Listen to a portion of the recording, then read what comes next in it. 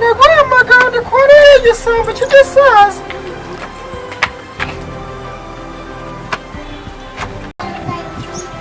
Urabona ngo barandariza inzu kwe.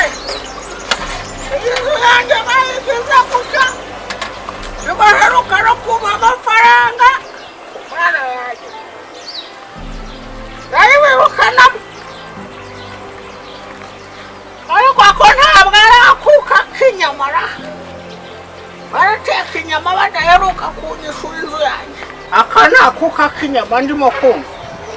Ariko se ubwo barateka inyama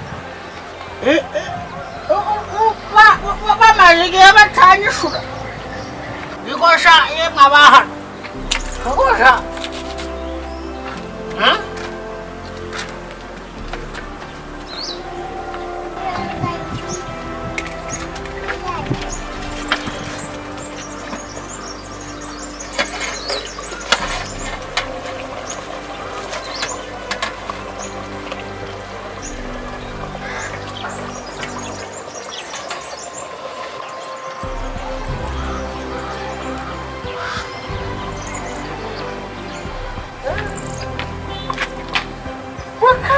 Guhamagara kuri igisambo cy'igisaza.